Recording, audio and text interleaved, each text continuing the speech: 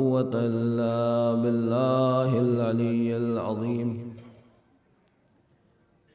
हस्बुनल्लाहु व निअमल वकील, निअमल मौला व निअमन नसीर। अऊज़ु बिल्लाहि मिनश शैतानिर रजीम। बिस्मिल्लाहिर रहमानिर रहीम। अल्हम्दुलिल्लाहि रब्बिल आलमीन बारिल खलाइक़ अजमईन। सुम्मस्सलातु वस्सलामु अला अशरफिल अंबियाइ वल मुरसलीन सय्यिदना व नबिय्यना बिल क़ासिम मुहम्मद व अला आलिहि अत्तय्यबीन अत्ताहिरीन अल-मासूमीन अल-मज़लूमीन अल-मुंतख़बीन अल-मुंतजबीन व लअनतु दाइमतु बाक़ियतु अला अदाइहिम अजमईन। अम्मा बअद फ़क़द क़ाल अल्लाहु तबारक व तआला फ़ी किताबिहिल मुबीन व हुवा अस्दक़ुल क़ाइलीन व क़ौलुहुल हक़। बिस्मिल्लाहिर रहमानिर रहीम। वलक़द अर्सलना मूसा बिआयातिना अन अख़रिज क़ौमक मिनज़्ज़ुलुमाति इलन-नूर वज़क्किरहुम बिअय्यामिल्लाह इन्न फ़ी ज़ालिका लआयातिन लिकुल्लि सब्बारिन शकूर। सलावत पढ़ते बर मोहम्मद व आले मोहम्मद। अशरे मुहर्रमुल हराम सन 1444 हिजरी 2022 ईस्वी ज़ाहिद हाल मुज़फ़्फ़रनगर इमाम बारगाह में जो सिलसिला बयान जारी है उसके आज 7वें मरहले पर कुछ और बातें आपकी खिदमत में पेश करना है। सूरा नंबर कितना था? 14, आयत नंबर 5, सूरह अंबिया सूरह इब्राहीम आयत नंबर 5 में इरशाद है वलक़द अर्सलना मूसा, बेशक हमने मूसा को भेजा, बिआयातिना अपनी आयतों और निशानियों के साथ, अन अख़रिज क़ौमक मिनज़्ज़ुलुमाति इलन-नूर, कि मूसा आप अपनी कौम को अंधेरों से निकालिए, नूर और रोशनी की तरफ लेकर जाइए। वज़क्किरहुम बिअय्यामिल्लाह, और जो अय्यामुल्लाह हैं अल्लाह के दिन हैं उन्हें उनकी याद दिलाइए। इन्न फ़ी ज़ालिका लआयातिन लिकुल्लि सब्बारिन शकूर, इसमें बहुत सारी ढेर सारी अलामतें निशानियाँ पाई जाती हैं, लेकिन हर एक के लिए नहीं बल्कि सब्बारिन शकूर जो हद से ज़्यादा सब्र करने वाला है, जो बेहद शुक्रगुज़ार है, उसके लिए ये निशानियाँ ये अलामतें पाई जाती हैं। जनाब मूसा को, जनाब ईसा को, जितने भी अंबिया हैं अल्लाह ताला ने, परवरदिगार आलम ने सिर्फ इसीलिए भेजा है कि अपनी कौम को अंधेरों से निकालें और उन्हें रोशनी की तरफ लेकर आएं।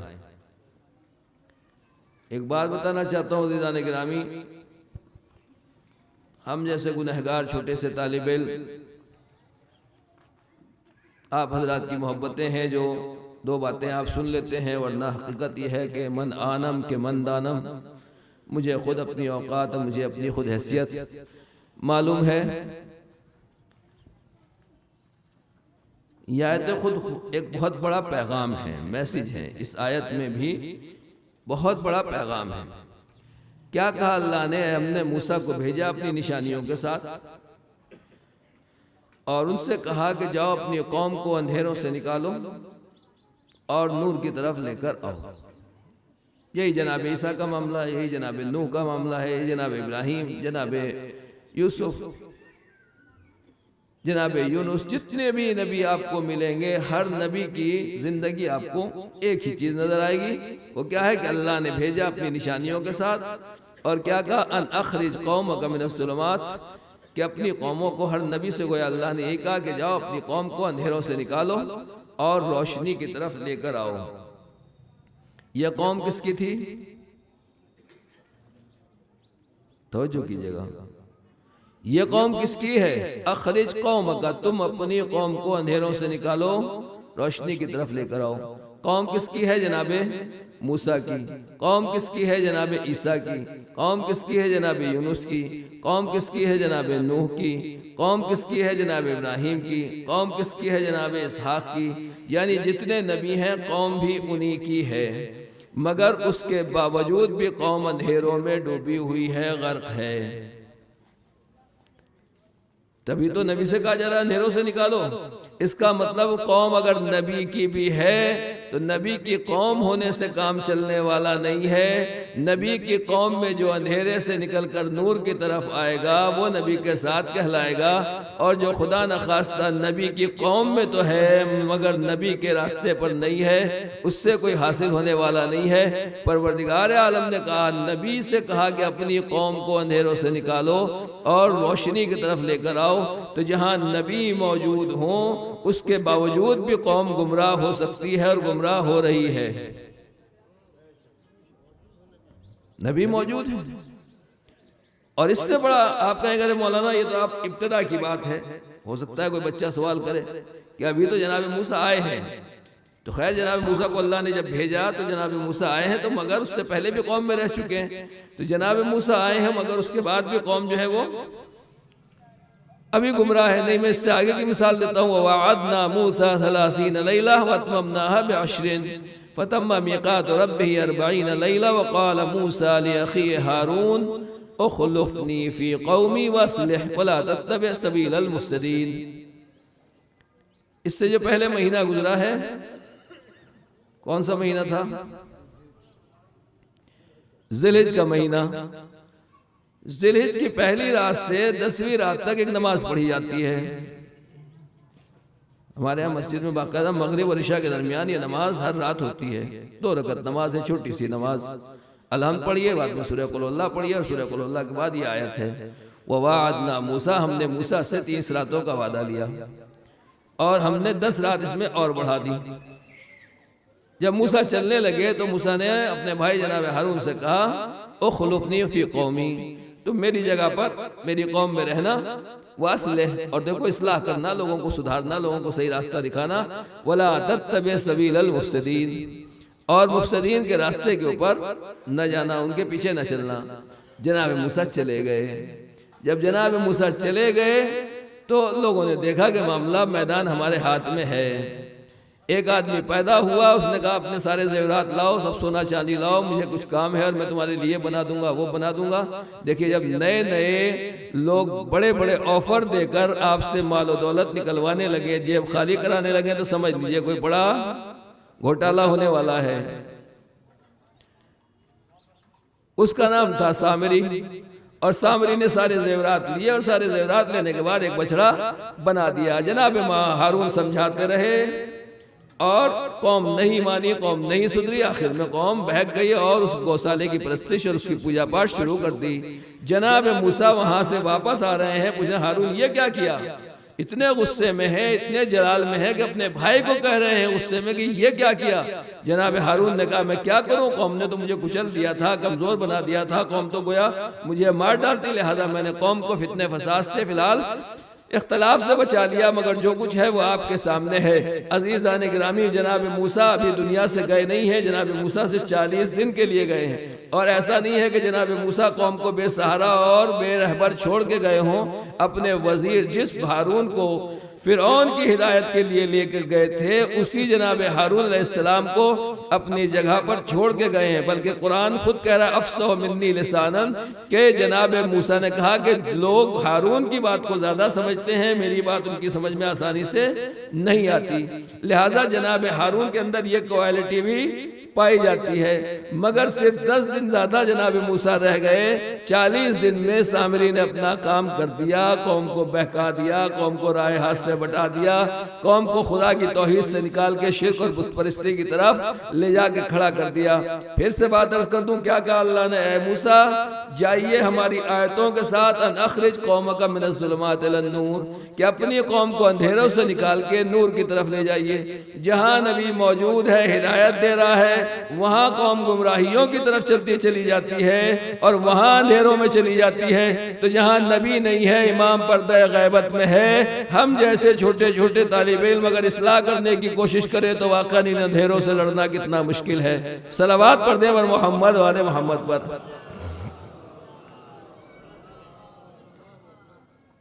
एक और वाकया सुना दूं ताकि थोड़ा सा आपको तसल्ली हो जाएगा। जब कौमें बहकने पर आती हैं तो नबी के भी समझाने से समझ में नहीं आती।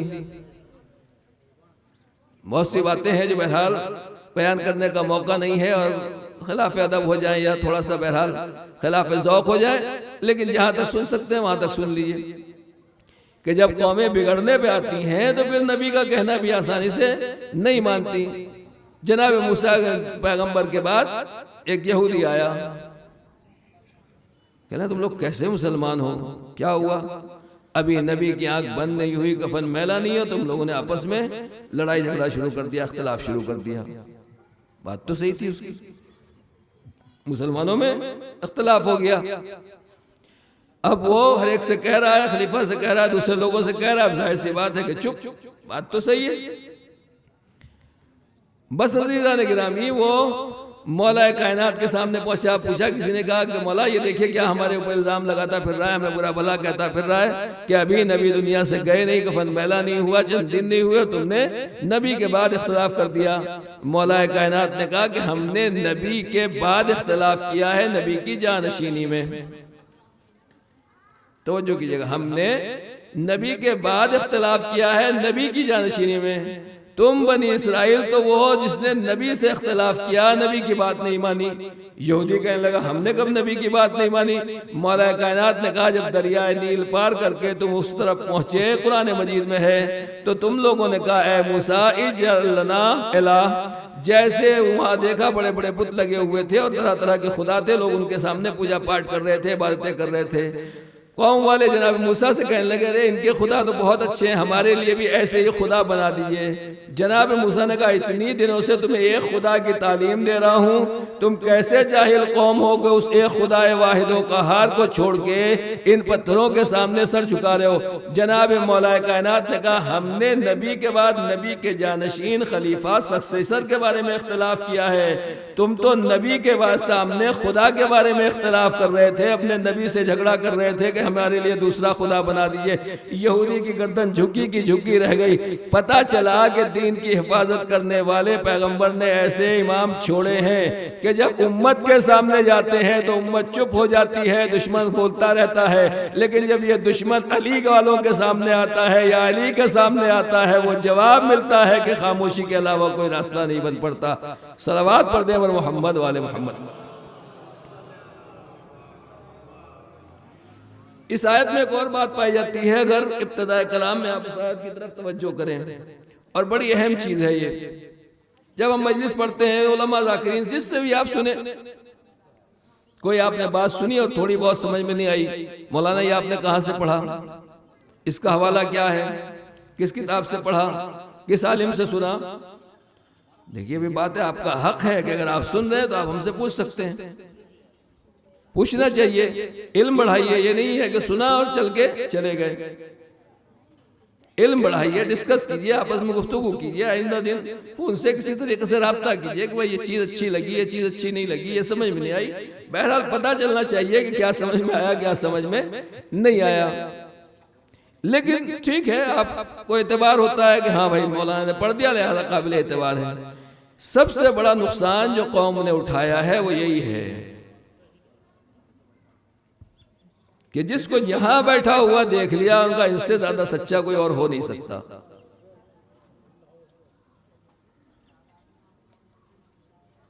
शैतान जो है सड़क पर बैठ के झूठ नहीं बोलेगा, लोगों को सड़क पर बैठ के नहीं बहकाएगा।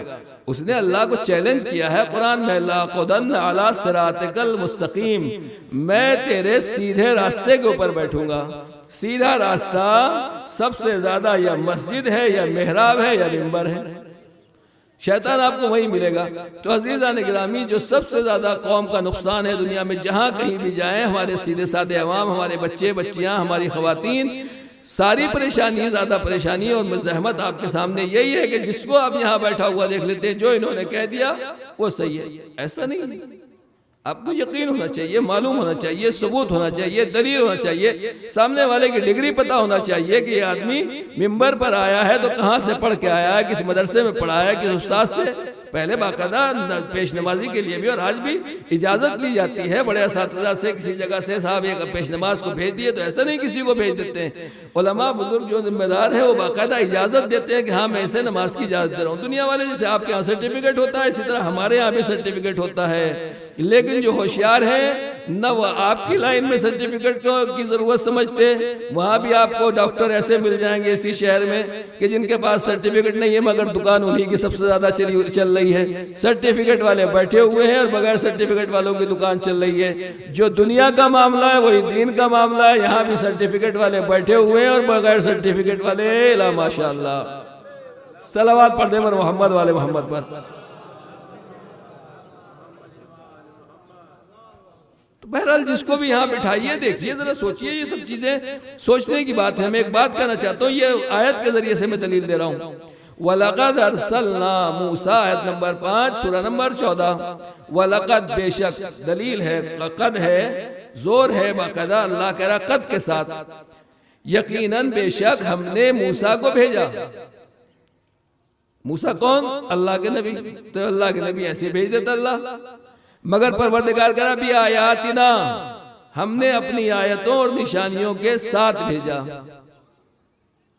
अगर बात क्लियर हो सके, पहली बात तो अल्लाह ने ये नहीं कहा बे आयतना, हमने मूसा को अपनी एक निशानी के साथ भेजा, ये नहीं कहा,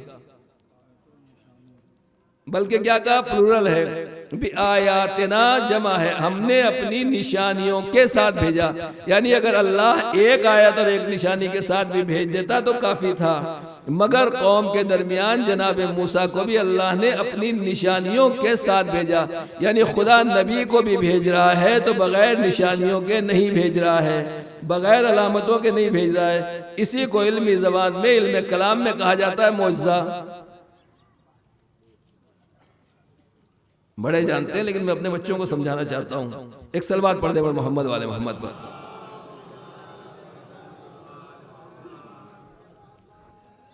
ये देखिए मिजाज इस्लाम है, हम मुसलमान हैं तो वैसे नहीं है जिसने जो कह दिया मान लिया। अल्लाह नबी को भी भेज रहा है तो कहता है कि नबी को मानना है तो पहले देखो मौजज़ा है या नहीं, आयातना हमारी निशानियों के साथ आए, हमने अपनी निशानियों के साथ भेजा।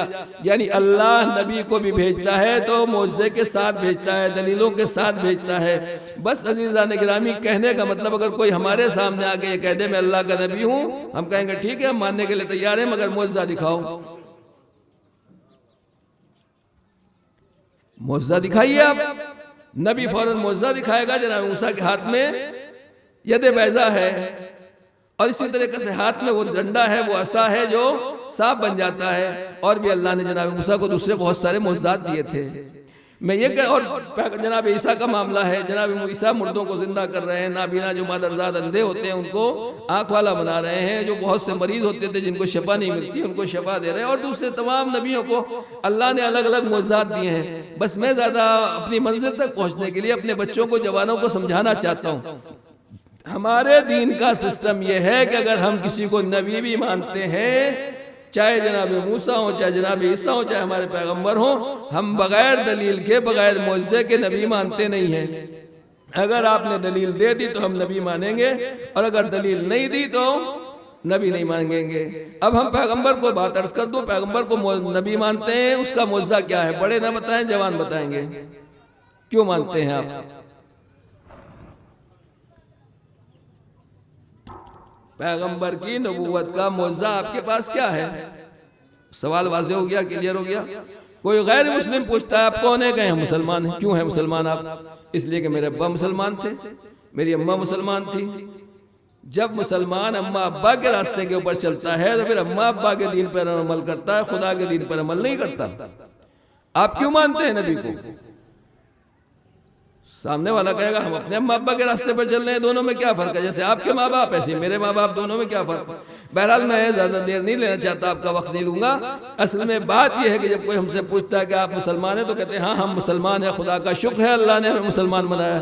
क्यों मुसलमान हैं? कहा इसलिए कि हम पैगंबर का कलमा पढ़ने वाले हैं। पैगंबर का कलमा क्यों पढ़ते हैं? इसलिए कि पैगंबर को मानते हैं, मगर आंख बंद करके नहीं, अंधविश्वास बंद करके नहीं, अंधविश्वास होके नहीं, अंधभक्त बन के नहीं। हम मुसलमान हैं तो अंधभक्त नहीं है, बल्कि ऐसे भक्त हैं जो जान के, पहचान के, समझ के, तोल के और परख के नबी को नबी मानते हैं। आंख बंद करके माँ बाप के कहने के ऊपर नहीं मानते।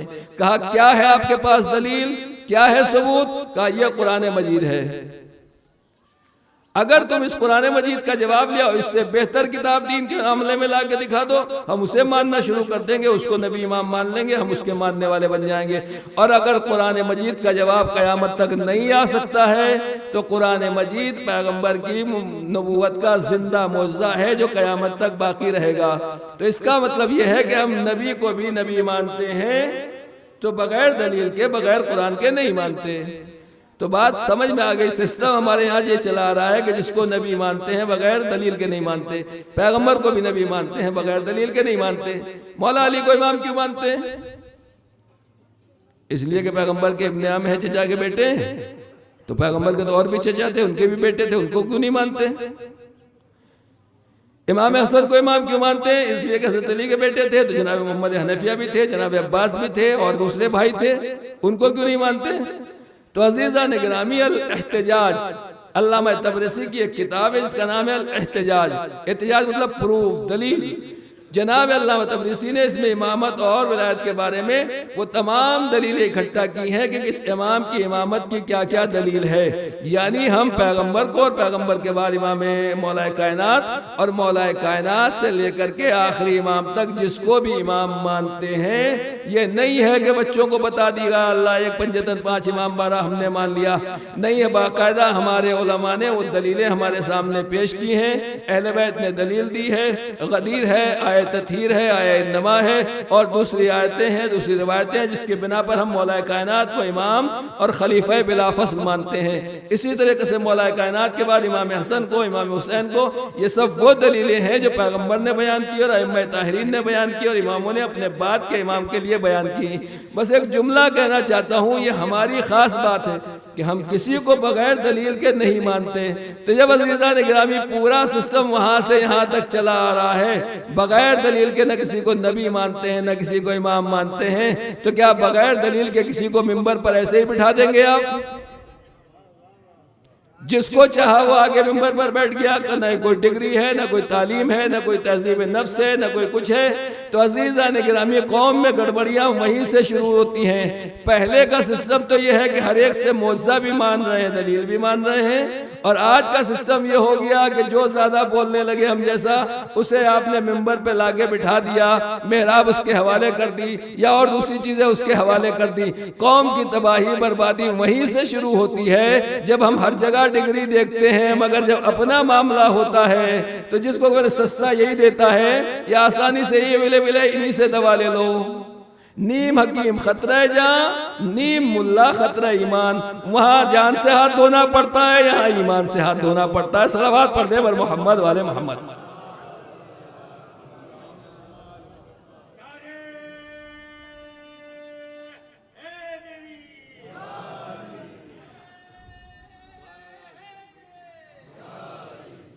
एक और सलावत पढ़ दे बर मोहम्मद वाले मोहम्मद।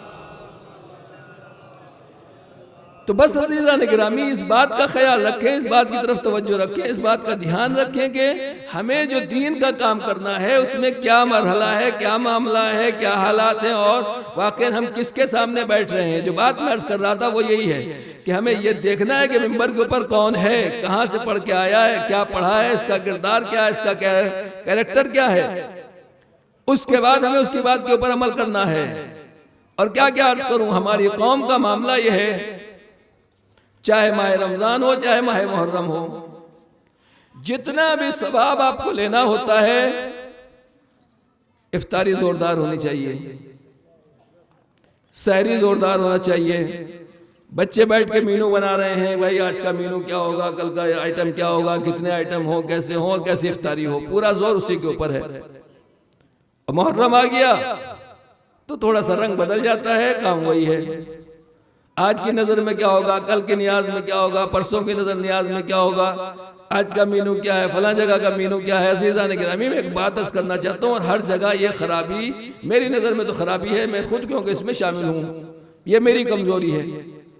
हो सकते हैं कि एतबार से, बहुत से एतबार से इसमें अच्छाई है, लेकिन एक एतबार से मैं बताना चाहता हूँ कि जब हमारा पूरा जोर जो है वो नजर व नियाज में जो होता है सिर्फ और सिर्फ मीनों के ऊपर होता है, अलग अलग डिशों के ऊपर होता है। बहरहाल अज़ादारों को खिलाना सवाब, अज़ादारों को शरबत पिलाना सवाब, एक चीज में सवाब है। लेकिन मैं पूछना चाहता हूं कि जितना हम अज़ादारों के पेट की फिक्र करते हैं, जितना इसकी माशाअल्लाह इनकी इसकी फिक्र है, अज़ादारों के इसकी फिक्र है कि कोई अज़ादार भूखा ना जाए, कोई अज़ादार प्यासा ना जाए, क्या अज़ादारों के जहन और दिमाग की भी किसी को फिक्र है कि इसमें क्या भरा जाएगा? क्या इसकी भी किसी को फिक्र है? कौम में यहां से लेकर जहां तक दुनिया में जाइए, अब ज्यादातर आपको मिलेंगे ये मीनू है, वो मीनू है, वहां इतना खर्चा, ये ले लो, वो ले लो, ये ले आओ, वो ले आओ, और तरह तरह की डिशें, और रोज हद से ज्यादा बात जगह तो इसराफ की हद तक आ जाता है। कल मैंने अर्ज किया था कि नजर और नियाज कराएं मगर इसराफ ना हो, सवाब में गुनाह ना हो जाए, शैतान हमारा जो सवाब ज़ाया करने की कोशिश करता है। लेकिन मैं कहना ये चाहता हूँ अज़ीज़ान गिरामी, फर्श अज़ा के ऊपर आने के बाद आदमी हम ये सोचते हैं कि अज़ादारों को खिलाना है, तो दो तरह की ग़ज़ाएँ होती हैं, एक जिस्म की ग़ज़ा, एक रूह की ग़ज़ा। जिस्म की ग़ज़ा का हर जगह इंतज़ाम है, हर घर में इंतज़ाम है, हर सबील में इंतज़ाम है, हर इमाम बाड़े में इंतज़ाम है, हर मस्जिद में इंतज़ाम है। जहाँ जहाँ फर्श अज़ा नहीं बिछ रहा है तब भी ख़वातीन हमारी माएँ बहनें हर जगह आज़ादारी में और इमाम हुसैन अलैहिस्सलाम की नज़र व नियाज़ का इंतज़ाम करें। ये क्या है? ये जिस्म का इंतज़ाम है। रूह का क्या इंतज़ाम किया गया है? अगर वाक़ई इंसाफ है होता तो फिर मुझ जैसा तालिब इल्म आज आपके सामने ना बैठा होता, बल्कि कोई पढ़ा लिखा आलिम दीन बाअमल आपकी खिदमत में आता और आपको हिदायत करता, मेरी भी हिदायत करता। क्यों? इसलिए कि हमने अभी तक पेट का इंतजाम किया, हम इससे ऊपर ही नहीं गए हैं। अज़ादारी इमाम हुसैन अलैहिस्सलाम मदीने से इसलिए नहीं निकले थे कि मेरे बच्चे भूखे हैं, मेरे शिया भूखे हैं, मेरे मानने वालों को नज़र नियाज की जरूरत है। हुसैन ने फरमाया था इन्नी लमखरूज अशरम वला बतरा, मैं फितना फसाद के लिए नहीं निकला हूँ, मैं अपनी उम्मत की इस्लाह के लिए निकला हूँ। जो उम्मत को ब्रेन वाश कर दिया गया है उनको ज़हनी ग़िज़ा देने के लिए निकला हूँ। तो बस मैं यही कहना चाहता हूँ कि जितना खर्चा आप दूसरी चीज़ों के ऊपर कर रहे हैं अज़ीज़ान गिरामी, जब मुहर्रम का मसला आया तो पेट से ज्यादा बच्चों के ज़हनो दिमाग के ऊपर अगर तवज्जो होगी, सिर्फ 10 दिन खिलाने से कुछ होने वाला नहीं है, सिर्फ 2 महीने खिला के अपनी जिम्मेदारी को अदा करने की कोशिश न करें, बल्कि हमेशा हमें ये कोशिश करना पड़ेगी कि इस अज़ादार के ऊपर हमें साल भर काम करना है। इस बच्चे को एजुकेशन की ज़रूरत है तो एजुकेशन चाहिए, इस बच्चे को अदब की ज़रूरत है तो अदब दिलाइए, इस बच्चे को कोई और चीज़ की ज़रूरत है तो इन अज़ादारों को उस तरीके से तैयार करना पड़ेगा। जब साल भर बच्चे तैयार होते हैं तब वाक़ई कायदे के अज़ादार बनते हैं। सलावत पर दिए वर मोहम्मद वाले मोहम्मद।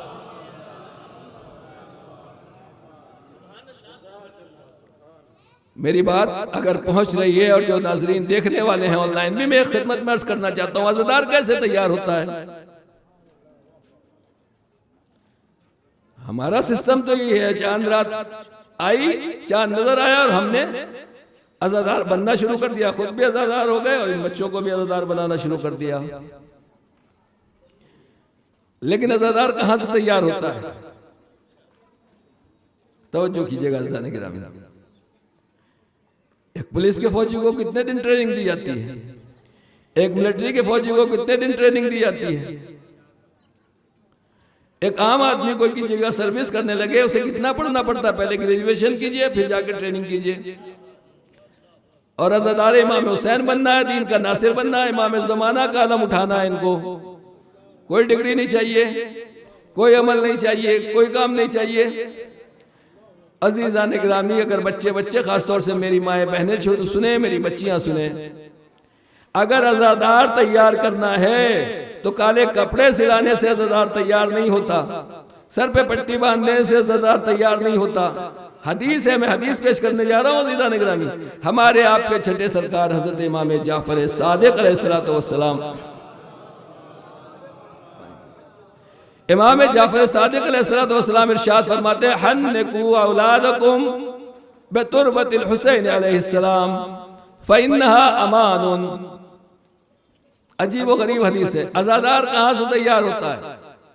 अज़ादार कब से तैयार होता है? इमाम फरमा रहे हन्निकू, जब बच्चा पैदा होता है, दुनिया में आता है, जिसे कहते हैं तालू उठाना, बच्चे को पहली ग़िज़ा देना, पहला खाना देना। डॉक्टर कुछ भी कहते रहे मगर इस्लाम कहता है कि सबसे पहली ग़िज़ा बच्चे के लिए हल्का सा शहद होना चाहिए, उसके तालू में हल्का सा शहद लगा दिया जाता है। और एक दूसरी चीज है कि अगर शहद नहीं है तो आबे ज़मज़म मसलन वो डाल दो एक कतरा। लेकिन इमाम सादिक ने दूसरा नुस्खा बताया, कहा ठीक है वो अपनी जगह पर वो दे सकते हो तो वो दो, मगर जब बच्चे को पहली ग़िज़ा खिलाओ, हन्निकू औलादकुम बितुरबतिल हुसैन अलैहिस्सलाम, अपने बच्चे का जब दहन खोलो, तालू खोलो, पहली ग़िज़ा दो तो खाक शफा हल्की सी उंगली कर लगाने के बाद बच्चे के दहन में लगाओ, बच्चे के तालू पर लगाओ, ताकि माँ के दूध से पहले, माँ के शीर से पहले बच्चा शाखा के शफाए इमाम हुसैन अलैहिस्सलाम का जायका चख ले। जो बच्चा माँ के दूध से पहले खाक शफा का जायका चख लेता है, वो कब्र की लहर तक कफन में अपने साथ इसी खाक शफा को लेकर जाता है। जब दुनिया में आए तब भी खाक शफा, जब दुनिया से जा रहे हैं तब भी खाके शफा। इमाम सादिक बता रहे हैं ये हम खाके शफा खिला रहे हैं इसलिए नहीं कि कोई मेडिकल साइंस है, खाके शफा इसलिए दी जा रही है ताकि मोहब्बत हुसैन भी आ जाए और ताकि ये अमान भी हो जाए। इन्ना अमान, क्योंकि ये अमान है। मौला ये तो कितने अज़ादार हैं जिन्होंने पहली मरतबा खाके शफा खाई थी मगर कहीं ना कहीं कुछ ना कुछ परेशानी होती है। हुसैन बताना चाहते हैं खाके शफा जमीन वालों के लिए भी अमान है, आखिरत वालों के लिए भी अमान है। सलवात पढ़ दें बर मोहम्मद वाले मोहम्मद।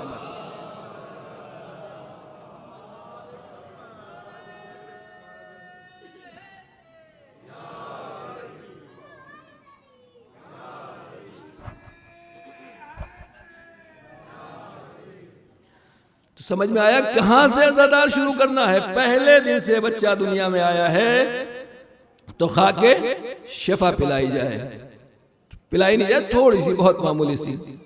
कुछ लोग शौक में खा लेते हैं, शफा समझ के खा ले सकते हैं, ऐसे खाना भी जायज नहीं है, हराम है। अगर कोई बिला वजह खा रहा है तो हदीस में है कि खा के शफा ऐसे ही है कोई इमाम का गोश्त खा रहा हो जैसे।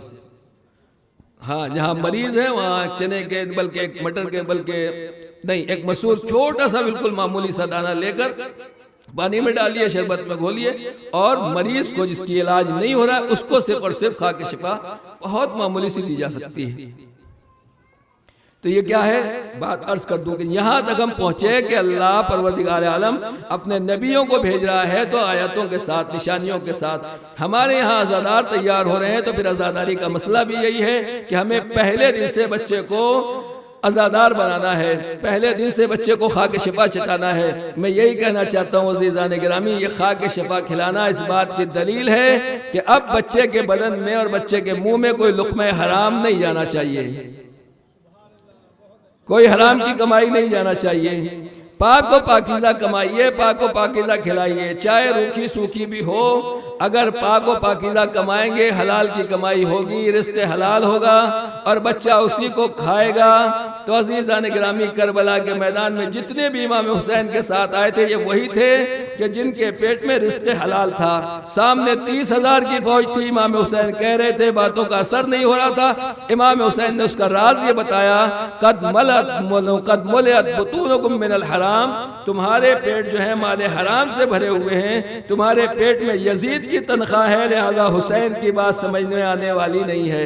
इमाम हुसैन की बात समझना है तो दिल भी पाको पाकीज़ा हो जाना चाहिए, रिज़्क़ भी पाको पाकीज़ा होना जाना चाहिए। सलावत पढ़ दें मोहम्मद वाले मोहम्मद पर।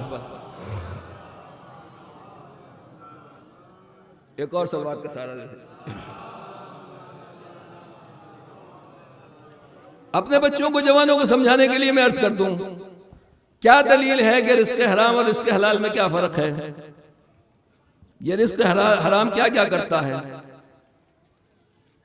एक लुक़्मा हराम हमारे ऊपर क्या असर करता है अज़ीज़ान गिरामी। हदीस यहाँ तक है कि लुक़्मा हराम आया हमारी दुआओं को नहीं पहुँचने देता, दुआओं को रोक लेता है।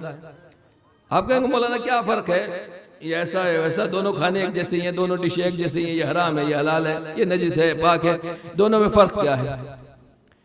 आजकल माशाल्लाह से हर एक के पास, ज्यादातर लोगों के पास अच्छी अच्छी गाड़ियां हैं, 4 व्हीलर, महंगा 4 व्हीलर आपने खरीदी, काफी महंगी गाड़ी, और ले जाके आपने पेट्रोल पंप पे खड़ी कर दी। गाड़ी है पेट्रोल की, उधर से कॉल आ गई, अब तो हर एक के हाथ में मोबाइल है, मसलन आप कॉल में लग गए और जो पेट्रोल भरने वाला है वो भी इधर उधर बातें कर रहा था। पेट्रोल की गाड़ी में उसने ध्यान नहीं दिया और पेट्रोल के बजाय डीजल डाल दिया। बात मिसाल पहुंच रही है, बच्चे सुन रहे हैं मेरी? पेट्रोल की गाड़ी में बेहतरीन गाड़ी है, लाखों की गाड़ी है, नई से नया मॉडल है, अच्छी कंपनी है, बाहर की कंपनी है, और आप आज ही शोरूम से गाड़ी लेकर आए हैं, पेट्रोल की जगह उसने डीजल डाल दिया, मिट्टी का तेल डाल दिया, आपने सेल मारा, 2 किलोमीटर गाड़ी गई, गाड़ी रुक गई, अब सेल पे सेल मार रहे हैं, गाड़ी स्टार्ट नहीं हो रही। इन बुलाया मैकेनिक को, भाई देखना अभी तो गाड़ी शोरूम से आई है, बिल्कुल नहीं है, क्या हुआ? अब जब उसने खोल के देखा, पहले ये बताइए कि वो पेट्रोल कहाँ से भरवाया था? कहा वहां से भरवाया था। अब जो उसने पाइप खोला तो पेट्रोल की खुशबू नहीं आ रही बल्कि डीजल की खुशबू आ रही। कहा गाड़ी तो पेट्रोल की है, डीजल से चलेगी कैसे? अरे नहीं भाई, गाड़ी तो इतनी महंगी है, थोड़े बहुत डीजल से 5 रुपए का तो फर्क है, इससे क्या फर्क पड़ता है? कहा 5 रुपए के फर्क से नहीं पड़ता, जो गाड़ी जिस चीज के लिए बनाई गई है अगर उसमें वो फ्यूल डाला जाएगा तो गाड़ी चलेगी, वरना गाड़ी चलने वाली नहीं है। जब दुनिया की कंपनियों की बनाई हुई गाड़ी थोड़ा सा पेट्रोल डीजल का फर्क हो जाए तो गाड़ी बढ़ने का नाम नहीं लेती। जिस दुआ को आसमान की बुलंदी तक जाना हो उसे कैसा फ्यूल चाहिए? जिस इंसान को इमाम की बारगाह तक पहुंचना हो उसे कैसा फ्यूल चाहिए? जिस बंदे को रब तक पहुंचना हो उसे कैसा फ्यूल चाहिए? जिस जिस्म को जन्नत तक जाना हो उसके लिए कैसा पेट्रोल और डीजल चाहिए? रिस्क हलाल और हराम में यही फर्क है कि जहां रिस्क हराम आ जाता है, लाख इंसान कितना भी ताकतवर हो वो जन्नत की तरफ नहीं जा सकता। रिस्क हलाल होगा तो चाहे मामूली हो, गरीब भी हो, जन्नत की तरफ पहुंच जाएगा, खुदा की खिदमत में पहुंच जाएगा। सलावत पर दे बर मोहम्मद वाले मोहम्मद।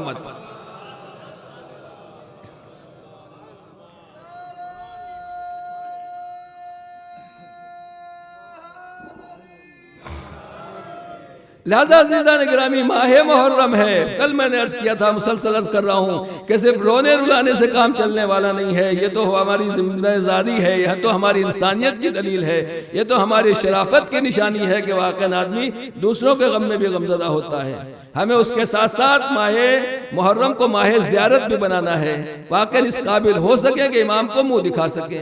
और सिर्फ इमाम को मुंह दिखाना काफ़ी नहीं है, बल्कि इमाम की नुसरत ज़रूरी है। अफसोस ये है कि बहुत सी चीजें हमें कुछ याद रह जाती हैं और आगे की चीजें हम भूल जाते हैं।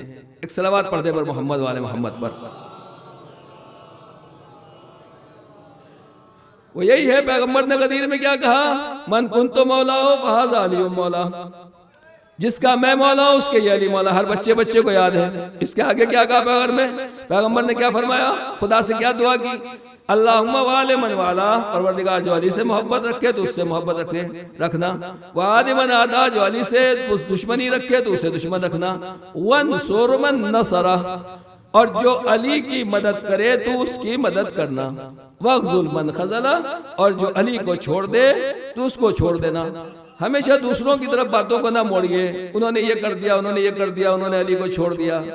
पैगंबर ने दुआ क्या की? वन सोरमन नसरा, जो अली की मदद करे तो उसकी मदद करना। क्या नबी की दुआ भी रद्द हो सकती है? पैगंबर की दुआ मुस्तजाब है, कबूल है। पैगंबर ने क्या दुआ की? जो भी अली की मदद करेगा अल्लाह उसकी मदद करेगा। यकीनन ये दुआ का रिजल्ट है, नतीजा है। अब ये बताइए कि हम और आप में से कितने लोग हैं जो मौला अली की मदद कर रहे हैं? हमारे किस काम से अली की मदद हो रही है? अज़ीज़ान गिरामी, बात हो गई, पैगंबर की दुआ मिल गई उसको जिसने अली की मदद की। अब जनाब मालिक अश्तर के बारे में न पूछिएगा कि मालिक अश्तर को यह दर्जा क्यों मिला, मीसम को यह दर्जा क्यों मिला, पैगंबर को ये दर्जा क्यों मिला? पैगंबर ने पहले ही दुआ दे दी थी कि जो अली की मदद करे तो उसकी मदद करना, जो जो अली की मदद करता रहा परवरदिगार उसका मददगार हो गया। हमारे आपके सामने भी है, अगर अल्लाह की मदद चाहिए तो अली की मदद करो, खुदा तुम्हारी मदद करेगा। या अली मदद में एक राज ये भी पाया जाता है कि जब अली की मदद करते हैं तो पुकारते अली को है, मदद खुदा करता है। क्यों? जो अली का मददगार है खुदा उसका मददगार है। सलवात पढ़ दे पर मोहम्मद वाले मोहम्मद पर। तो दीन खुदा की मदद, एक और सलवात, दीन खुदा की मदद करना है, दीन खुदा का नासिर बनना है। माह मुहर्रम इसीलिए है, ये अय्याम अज़ा इसीलिए है। अब अज़ीज़ान गिरामी मामला यही है हमारा, और हमारे हालात यही है कि हमें देखना है कि हमारा माहौल क्या है, आज हम क्या कर रहे हैं। किसी को चेक करना हो कि ये वाकई नज़ादार हुआ या नहीं, इसके यहाँ मुहर्रम आया नहीं, आप कॉल करके देख लीजिए। देखिए रिंगटोन कैसी बज रही है। अभी तक 7 मुहर्रम हो गई, बहुत से लोगों की रिंगटोन नहीं बदली। कभी कभी तो हमारे जैसे को ईमान बचाना मुश्किल हो जाता है। मालूम हुआ स्पीकर खोल दिया, किसी को कॉल की और सामने से जो म्यूजिक आया बराबर वाला सोचता माशाल्लाह मौलाना भी शौक फरमाते हैं। अब उसे क्या मालूम हमने किसी को कॉल की है, उधर की रिंगटोन है जो इधर हमें मजबूरन सुननी पड़ रही है। कितने ऐसे लोग हैं जो मौलाना को, उलमा को, लोगों को भी ऐसी ऐसी चीजें सुना देते हैं अपने रिंगटोन की वजह से, और सुनाते नहीं बल्कि अपने ईमान का भी पता दे देते हैं, देखो हमारे यहाँ क्या चल रहा है, हमारे यहाँ क्या चल रहा है। अज़ीज़ान गिरामी में अपने बच्चों से माशाल्लाह ज़्यादातर की रिंगटोन अच्छी हैं, ज़्यादातर के लोगों के यहाँ मोबाइल ठीक है, लेकिन बताना चाहता हूँ अब हो सकता है, देखिए कभी भी सुएज़न न रखें, बुरा ख्याल न रखें। कभी कभी होता है बच्चे ने लिया और वो बटन दब गया और रिंगटोन, हाँ हमारी और मौलाना हजरात के यहाँ भी ऐसा हो जाता है, बच्चा खेल रहा रिंगटोन आ गई। तो अब हमारे जैसे आदमी से मसलन जो नहीं जानते मोबाइल, उससे चेंज भी नहीं होता।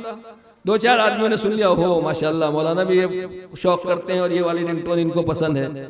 तो अज़ीज़ान गिरामी ये सुएज़न है, बल्कि अब जिम्मेदारी ये बनती है कि जिन बुजुर्गों से, जिन बच्चों से, जिन खवातीन से रिंगटोन चेंज नहीं होती, ऐसे आदमी को दे दें कि भाई कोई अच्छी सी रिंगटोन लगा दीजिए ताकि मोबाइल सही हो जाए। लेकिन ये काम जल्दी से जल्दी करना है, देर करने की जरूरत नहीं है, ताकि शैतान हावी ना हो और आदमी तोहमत की जगह के ऊपर न जाए। मुहर्रम शुरू हो गया, अगर रिंगटोन अभी तक वही है, इसका मतलब यह है कि मिजाज अभी तक हुसैनी बना नहीं है, मिजाज में हुसैनियत नहीं है। यही है मुहर्रम का मतलब, यही है काले लिबास का मतलब यही है कि अगर अब तक मुहर्रम से पहले कहीं कोई गलती थी, कोई बुराई थी, गैर हुसैनी मिजाज था, आपको हुसैनी मिजाज में अपने को ढाल देना है। जो जितना अपने को हुसैनी मिजाज में ढाल देगा वही इमाम का मददगार होगा। सलवात पढ़ दे पर मोहम्मद वाले मोहम्मद। अज़ीज़ान गिरामी में हर साल अर्ज करता हूँ कि वॉलंटियर्स की बहुत ज़्यादा ज़रूरत। जितना बड़ा जुलूस होगा, जितना बड़ा मजमा होगा, हर गली में वॉलंटियर चाहिए। यहाँ पर ये नहीं है आप मजलिस वालों के ऊपर छोड़ दें, जुलूस वालों के हवाले कर दें, भाई वो देखेंगे, नहीं तो फिर हम और आप क्या कर रहे हैं। मेरी आपकी क्या जिम्मेदारी है मुहर्रम में। करबला में भी हम यही सोचते कि हाँ जनाब अली अकबर लड़ रहे हैं, काफ़ी है, हमें लड़ने की क्या ज़रूरत। जनाब अब्बास तो काफ़ी है, अकेला लंबरदार काफ़ी, हमें जाने की क्या ज़रूरत है। जो जाएगा वो अपना सवाब कमाएगा। आज भी वॉलंटियर्स की ज़रूरत है, आज भी हुसैन को मददगारों की ज़रूरत है।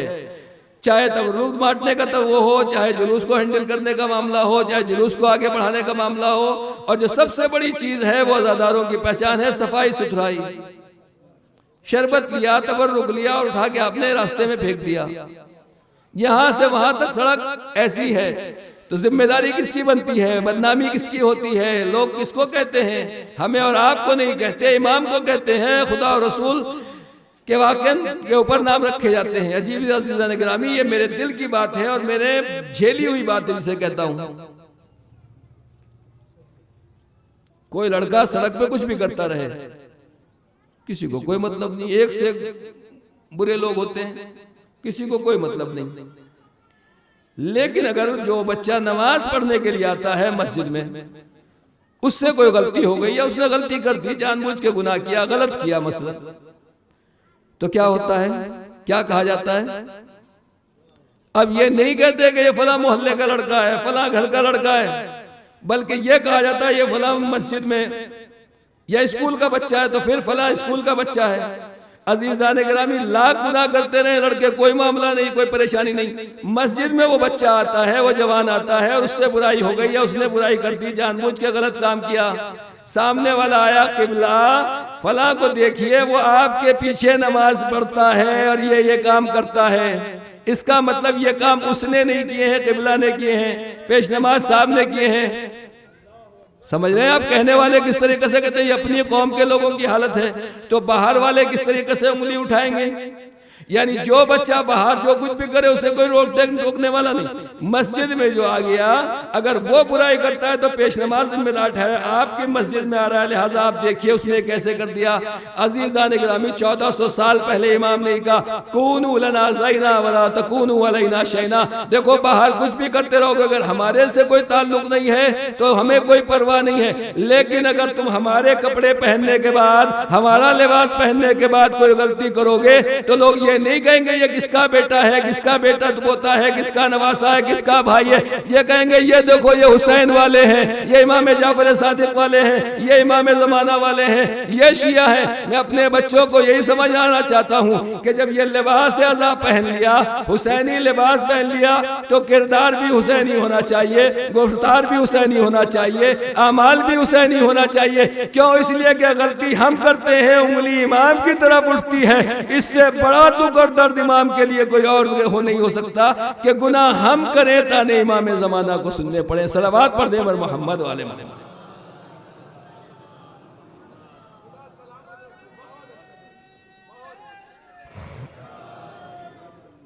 अज़ीज़ान गिरामी, बच्चों जवानों को माह मुहर्रम में आपको तैयारी करना है और माह मुहर्रम हमारी तरबियत के लिए है। एक एक चीज का ख्याल रखना है, छोटी छोटी चीजों का आपको ख्याल रखना है।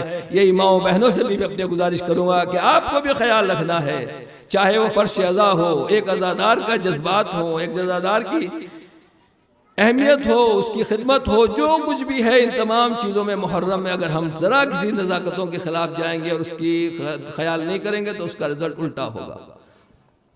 कहाँ से बात शुरू की थी? अज़ादार कहाँ से तैयार होता है? हन्नकू औलादकुम, अपने बच्चों का दहन उठाओ, सबसे पहली ग़िज़ा दो, तुरबत इमाम हुसैन होना चाहिए। जब ये तुरबत और ये ग़िज़ा मिल जाती है तो फिर बच्चा हुसैनी हो जाता है और वो अपने माँ बाप को भी भूल जाता है, रिश्तेदारों को भी भूल जाता है। आज जिस शहजादे का तस्करा करने के लिए हम और आप यहाँ जमा हुए हैं, करबला की माएँ क्या दुनिया की तरह माँ नहीं थी? जिस तरह से हर माँ को अपने बच्चों से मोहब्बत होती है, क्या करबला की माओं को अपने बच्चों से मोहब्बत नहीं थी? नहीं अज़ीज़ान गिरामी, मोहब्बत थी।